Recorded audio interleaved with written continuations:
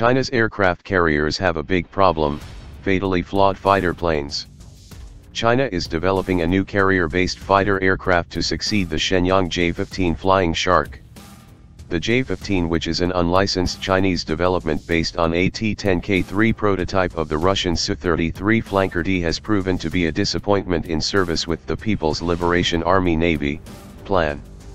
The navalized Chinese flanker derivative has suffered a number of high-profile crashes due to technical issues with the aircraft's engines and flight control system.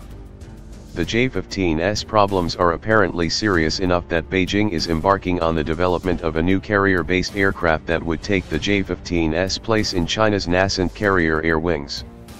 A new carrier-based fighter to replace the J-15 is being developed. Lt. Gen.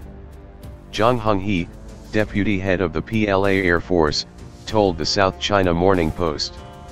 It is unclear what the J-15's successor will look like, but whatever aircraft Beijing develops will have to be able to operate from the ski-jump configured flight decks of the Type 001 and Type 001A carriers, which are developments of the Soviet Kuznetsov class, as well as the forthcoming Type 002, which is reportedly going to be outfitted with electromagnetic aircraft launch system, EMLS.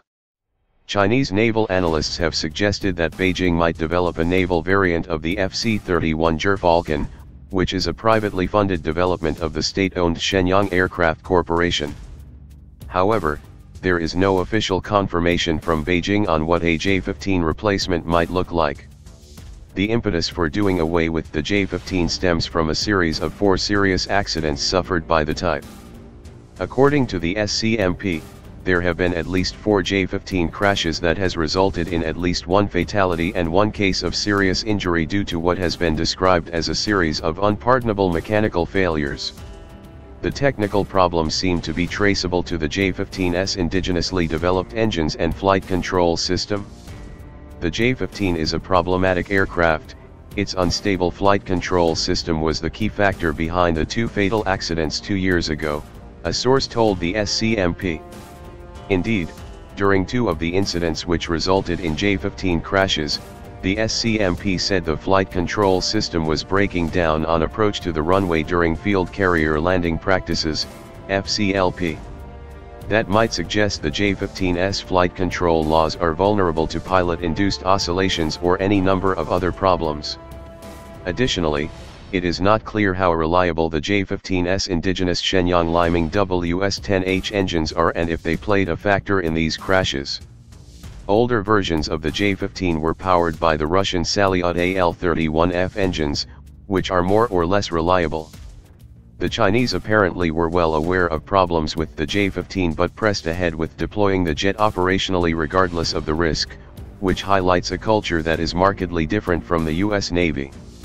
Indeed, while the US Navy will fly an aircraft with restrictions for problems that have emerged once a type has entered service, the Pentagon would not normally declare an aircraft operational if it is known to have serious safety issues. Of course, it's impossible to prevent any accident from ever happening during training, a plan veteran told the SCMP. But unlike their counterparts in Western countries, Chinese Air Force pilots are asked to work around these mechanical errors. The plan also seems to have been in a state of denial about the extent of the J-15's problems even after at least 1 naval aviator was killed in a crash, though that is often a problem with military services around the world. Aviation experts at first refused to acknowledge that the J-15 has design problems, a source told the SCMP. They only agreed there were problems after CAO Xianjian, a highly experienced naval aviator, encountered the same trouble. That the J-15 has serious design flaws should come as no surprise. At the end of the day, the Chinese reverse-engineered the J-15 design from an incomplete prototype of the Sukhoi Su-33 that it acquired from Ukraine. While Chinese engineers might have gained considerable insight into the flanker design from the T-10K3 and other Su-27 derivatives in Beijing's possession, because they did not develop the jet or its systems, they do not fully understand the airframe due to some of the traditional limitations inherent to reverse engineering. These gaps in knowledge probably led to some of the problems the Chinese are now encountering with the J-15 design.